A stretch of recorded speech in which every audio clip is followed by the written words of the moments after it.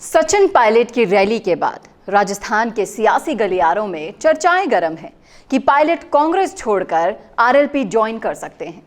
दूसरी तरफ आरएलपी भी उनका स्वागत करने के लिए तैयार खड़ी है। वहीं दूसरी तरफ बात की जाए सचिन पायलट के आक्रामक अंदाज की, इसे देखकर सभी आश्चर्यचकित हैं, क्योंकि ये पहला मौका है जब पायलट ने सीधे सीधे गहलोत और गहलोत सरकार पर कड़े शब्दों में प्रहार किया है और ये जाहिर किया है कि अब वो चुप नहीं बैठेंगे। अब तो या फिर आर होगा या फिर पार। इन सब के बीच बहती गंगा में हाथ धोने का सोच रही है आरएलपी, क्योंकि हनुमान बेनीवाल भी कांग्रेस और बीजेपी दोनों पार्टियों के खिलाफ ही बोला करते हैं और सचिन पायलट के मुद्दे कहीं ना कहीं बेनीवाल भी उठाते आए हैं। तो अब क्या पायलट और बेनीवाल में गठबंधन होगा? करेंगे इस मुद्दे पर चर्चा इस वीडियो में, इसलिए इस वीडियो को लास्ट तक जरूर देखिएगा। नमस्कार, मैं हूं चेतना शर्मा आपके साथ और आप देखना शुरू कर चुके हैं राजस्थान संवाद। जिस तरह से सचिन पायलट और उनके साथी विधायकों मुकेश भाकर, वेद प्रकाश सोलंकी और राजेंद्र गुढ़ा ने आक्रामक तरीके से अशोक गहलोत सरकार को घेरा है, उससे साफ जाहिर है कि अब गहलोत की वो चुप बैठने वाले नहीं हैं इन सब के पीछे, और कहीं ना कहीं आलाकमान पर इन पर कार्यवाही करने का प्रेशर जरूर बनाया जाएगा। लेकिन आलाकमान पर दुविधा ये है कि अगर वो इसके खिलाफ एक्शन लेते हैं तो उन पर भी सवाल खड़े हो जाएंगे, क्योंकि इतिहास की सबसे बड़ी अनुशासनहीनता पर तो उन्होंने कार्यवाही आज तक नहीं की, और सचिन पायलट पर कार्यवाही करने का मतलब है अपने पैर पर ही कुल्हाड़ी मार देना। और अगर कार्यवाही वो नहीं करती हैं तो गहलोत गुट नाराज हो जाएगा। तो इन सब के बीच में आलाकमान फंस चुकी हैं, और इन सब के बीच वो विधायक भी फंस रहे हैं जो पायलट और गहलोत गुट के बीच में हैं, क्योंकि अगर वो पायलट गुट में जाना चाहते हैं तो उन्हें गहलोत की नाराजगी झेलनी होगी, और कोई भी ऐसा करने के मूड में नहीं है। पायलट ने अपनी तीनों मांगों को पूरा करने का 15 दिन का समय सरकार को दिया है। अगर इन पर कोई कार्यवाही नहीं होती है तो पायलट पूरे प्रदेश भर में आंदोलन करेंगे, और उन्होंने पूरे प्रदेश के सामने सौगंध खाकर ये कहा भी है कि वो इन मुद्दों को तो ठंडा नहीं होने देंगे, उनके लिए पूरी लड़ाई लड़ेंगे। इससे साबित होता है कि पायलट अब आर पार के मूड में आ गए हैं और इन 15 दिनों के बाद अपना दूसरा रूप दिखाने की वो तैयारी कर चुके हैं। पायलट के साथ उमड़ा जन सैलाब और उसके बाद इनकी ताकत और भी बढ़ गई है जनता के लिए लड़ने के लिए। पायलट अगर पार्टी को छोड़ देते हैं तो कम से कम 25 सीटों पर इसका सीधा असर होगा। सचिन पायलट कई बार ये आरोप लगा चुके हैं कि गहलोत और वसुंधरा मिले हुए हैं और भ्रष्टाचार के मुद्दे पर उनको घेर भी चुके हैं। उसी तरह हनुमान बेनीवाल भी ये आरोप कई बरसों से लगाते हुए आए हैं। सांसद ये कहे हैं कि प्रदेश के लोगों में वसुंधरा राजे का क्रेज खत्म हो गया है। अभी उन्होंने हाल ही में ये कहा, गहलोत और वसुंधरा का गठजोड़ है वो खुलकर अब जनता के सामने आ गया है। प्रदेश में वसुंधरा राजे का कोई भी क्रेज नहीं है। उनका कहना है कि लोग वसुंधरा के साथ सेल्फी लेने से भी कतराते हैं, और नागौर के खरनाल में वसुंधरा राजे की सभा में महज 150 लोगों की उपस्थिति ये इशारा कर रही है कि जनता के मन में अब वसुंधरा राजे के प्रति कोई लगाव नहीं रहा।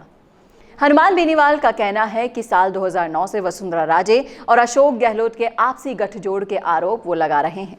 अब अशोक गहलोत ने सार्वजनिक रूप से ये स्वीकार भी कर लिया है कि वसुंधरा राजे ने उनकी सरकार बचाने में मदद की थी, और ये भी कहा है कि नरेंद्र मोदी द्वारा बार बार अशोक गहलोत को अपना मित्र बताना भी इस बात का संकेत है कि बीजेपी और कांग्रेस मिले हुए हैं।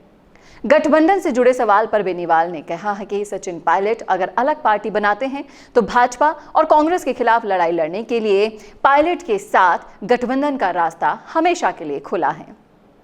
और अगर मांगों की बात की जाए जो पायलट ने की है, तो पायलट के सामने दूसरी पार्टी बनाने का विकल्प हमेशा के लिए खुला है। अगर वो पार्टी बनाएंगे तो सबसे पहला ऑप्शन उनके सामने है हनुमान बेनीवाल की आरएलपी पार्टी के साथ गठबंधन, क्योंकि इन दोनों के मुद्दे भी एक जैसे हैं। दोनों ही कांग्रेस और बीजेपी के शासन पर हमला बोलते हैं, और दोनों ही युवाओं से जुड़े हुए हैं जो कि हमारे देश का भविष्य है। और इसके बजाय आरएलपी ज्वाइन करने की बजाय अगर सचिन खुद की पार्टी बनाकर आरएलपी के साथ गठबंधन करे तो उन्हें ज्यादा फायदा होगा, क्योंकि बेनीवाल का लगभग आधे राजस्थान पर प्रभाव है और सचिन पायलट का पूर्वी राजस्थान पर प्रभाव माना जाता है। और जिस तरह से पायलट ने अनशन और जन संघर्ष पद यात्रा की, उसे देखते हुए तो पूरे राजस्थान ही उनके पक्ष में होता हुआ दिखाई दे रहा है। अगर ये दोनों मिलकर चुनाव लड़ते हैं और इन दोनों के साथ आ जाते हैं किरोड़ी लाल मीणा भी, तो ये त्रिकोण जो बनेगा वो कांग्रेस और बीजेपी दोनों पर बहुत भारी पड़ेगा, क्योंकि बीजेपी भी अपने आंतरिक बिखराव से दुखी है। वहीं कांग्रेस के आंतरिक कलह की बात करें तो वो जग जाहिर है सबके सामने, इसलिए जनता तीसरे विकल्प की तलाश में है। और सचिन पायलट, हनुमान बेनीवाल और किरोड़ी लाल मीणा ये ताकत रखते हैं कि वो कांग्रेस और बीजेपी को कड़ी टक्कर दे सके। आपकी क्या राय है, आपका क्या सोचना है, कमेंट करके जरूर बताइएगा कमेंट बॉक्स में। और इसी तरह के और वीडियोस के लिए देखना ना भूलेगा राजस्थान संवाद। नमस्कार। हर प्रॉब्लम का एक सॉल्यूशन होता है और आपके बिजनेस को ग्रो करने का सॉल्यूशन है मिशे मीडिया सॉल्यूशन। क्योंकि अब डिजिटल मीडिया में छाने के लिए और अपने बिजनेस या प्रोडक्ट को क्लैरिटी के साथ समझाने के लिए आपको चाहिए ऐसे वीडियोस जिन्हें सोशल मीडिया पर देखकर कोई भी आसानी से आपके बिजनेस के बारे में समझे और आप तक पहुंचे। मिशे मीडिया सॉल्यूशन है कंप्लीट वीडियो प्रोडक्शन हाउस जो करता है मदद आपके बिजनेस को ग्रो करने में। मिशे मीडिया सॉल्यूशन सिर्फ आपके बिजनेस के लिए एड ही नहीं बनाता, बल्कि उस एड को बनने से लेकर कस्टमर तक कैसे पहुंचाया जाए इसमें भी मदद करता है। तो अब चाहे आपको बनवाना हो वीडियो एड या फिर करवानी हो वीडियो एडिटिंग या फिर बनवानी हो अपने बिजनेस के लिए स्पोक्स पर्सन वीडियो या फिर करवाना हो अपने YouTube चैनल का SEO, तो आपके लिए है मिशे मीडिया सॉल्यूशंस। इनके अलावा मिशे मीडिया सॉल्यूशंस आपको देता है world class studio, interactive panel, शानदार कंटेंट राइटिंग। मिशे मीडिया सॉल्यूशंस के पास है एक बहुत एक्सपीरियंस्ड प्रोफेशनल्स की टीम जो देंगे आपके बिजनेस को एक नया आयाम। तो अब देर क्यों करनी, आज ही विजिट कीजिए www.mishemediasolutions.com पर या फिर कॉल करें 9549700549।